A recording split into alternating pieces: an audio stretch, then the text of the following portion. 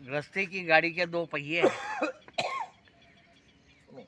पति का कर्तव्य होता है कि वो अर्थोपार्जन करे, पैसा कमाए, और पत्नी का ये कर्तव्य होता है कि उस धन का विनियोजन करे, उससे गृहस्थी चलाए।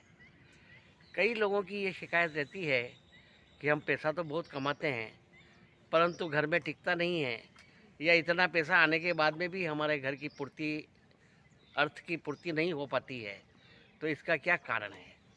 तो यही प्रश्न माता पार्वती ने लक्ष्मी जी से पूछा कि आप, मनुष्य पैसा कमा के लाता है और घर में वो टिकता नहीं है, तो इसके क्या कारण है, आप हमें ये बताइए।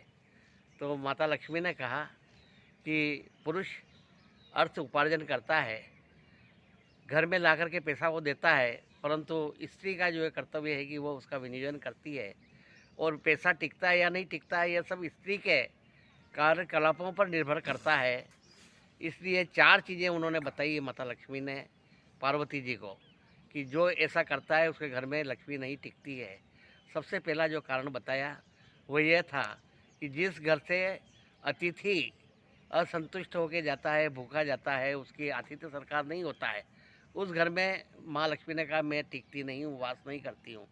यदि अतिथि अगर संतुष्ट नहीं हुआ, जो भी आता है उसका स्वागत सत्कार किया जाना चाहिए, उसे जलपान के लिए पूछना चाहिए, भोजन विश्राम के लिए पूछना चाहिए। यथासंभव जो भी अतिथि हमारे यहाँ आए उनका हमें आदर सत्कार करें और उन्हें संतुष्ट करें, और वो असंतुष्ट होकर के हमारे घर से भूखा नहीं जाए, प्यासा नहीं जाए। अगर ऐसा होगा तो उस घर में लक्ष्मी हमेशा वास करेगी, और अतिथि यदि वहाँ से संतुष्ट होकर नहीं गया तो वहाँ लक्ष्मी का वास नहीं होता है। दूसरा उन्होंने ये बताया कि जिस घर में स्त्री हमेशा रोती रहती है उस घर में मैं नहीं निवास करती हूँ, टिकती नहीं हूँ, रहती नहीं हूँ।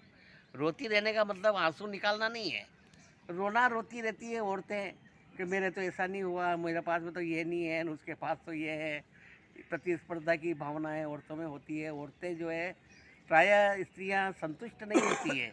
यदि उसके पास में एक पूरा शोरूम भर के साड़ियाँ हो और उसे एक ऐसी साड़ी दिखाई दे कि जो उसके पास में नहीं हो, तो कि मेरे पास में तो साड़ी नहीं है, कि तो ऐसी तो है ही नहीं, तो स्त्रियाँ कभी संतुष्ट नहीं होती है, इसलिए वो रोना रोती रहती है, मेरे उसके पास ये है, मेरे पास में ये नहीं है, और इस प्रकार से एक दूसरे की तुलना करके हमेशा रोना रोती रहती है और कभी भी संतुष्ट नहीं होती है।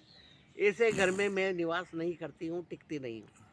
तीसरा ये उन्होंने बताया कि जिस घर का आंगन हमेशा गीला रहता हो उस घर में भी मेरा निवास नहीं रहता है, क्योंकि जो घर में आंगन गीला रहता है उस घर में बरकत कभी नहीं रहती है, इसलिए उस घर में भी मेरा निवास नहीं होता है। और चौथा सबसे महत्वपूर्ण बताया कि जो स्त्री अपने केश खुले रखती है उसके घर में मैं निवास नहीं करती हूँ, कि स्त्री को कभी भी अपने केश खुले नहीं रखना चाहिए, हमेशा अपने केश बांध करके रखे और केशों को संवारे।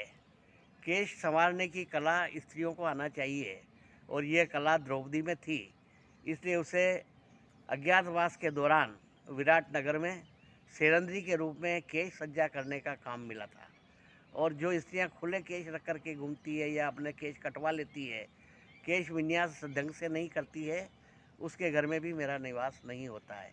इस प्रकार से ये चार स्थितियां माता लक्ष्मी ने पार्वती जी को बताई कि मेरा किसकी घर में टिकना या पर्याप्त रहना किस कारण से हो सकता है और किस कारण से नहीं हो सकता है। इसलिए सभी को ये चाहिए कि वे माता लक्ष्मी के निर्देशों का पालन करें और इस प्रकार अपने जीवन को सुखी और संपन्न बनाएं।